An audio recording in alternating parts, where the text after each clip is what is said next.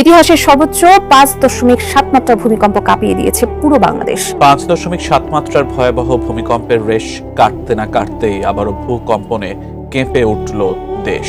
এদিকে গবেষণা বলছে বাংলাদেশ সামনে আরো শক্তিশালী ভূমিকম্পের মুখোমুখি হতে পারে। রাসূল করিম সাল্লাল্লাহু আলাইহি ওয়াসাল্লাম বলেছেন, দুনিয়াতে ভূমিকম্প হয় মোট 4টা কারণে। সমাজের মাঝে 1 নম্বরে যখন মদ বেড়ে যায়, মদ কি বেড়ে যায়? যখন সমাজে মদ বেড়ে যায় তখন আল্লাহ ভূমিকম্প পাঠায়। 2 নম্বর কারণ যখন সমাজে জেনা বেড়ে যাবে। 3 নম্বর কারণ যখন সমাজে গান বেড়ে যাবে, অশ্লীল গান। 4 নম্বর কারণ রাসূল বললেন যখন সমাজের ভেতরে অশ্লীল নাচ বেড়ে যাবে, বেহায়াপনার নাচ যখন বেড়ে যাবে তখন ভূমিকম্প দিবে একজন। জবান খুলে বলেন তিনি কে?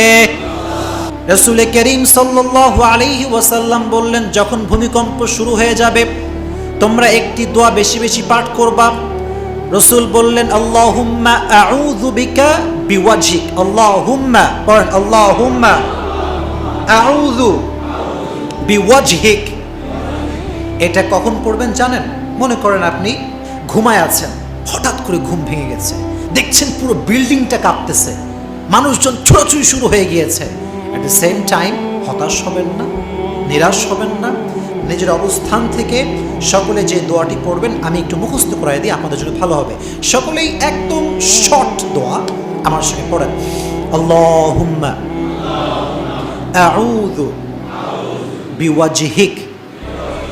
এটা হচ্ছে যখন তুফান কিংবা ভূমিকম্প শুরু হবে এই দোয়া যে পড়বে আল্লাহ তাকে ভূমিকম্পের সমস্ত বিপদ থেকে বাঁচায় দেবে। একটু আস্তে বললেন যে সুবহানাল্লাহ, আর একটু জোরে বলেন সুবহানাল্লাহ। এজন্য রাসূল বললেন ভূমিকম্প হলে তোমরা কোরআন তেলাওয়াত করবে, দোয়া পড়বে, আল্লাহ ভূমিকম্প থেকে পুরো জাতিকে হেফাজত করুক। সকলেই পড়েন আমিন।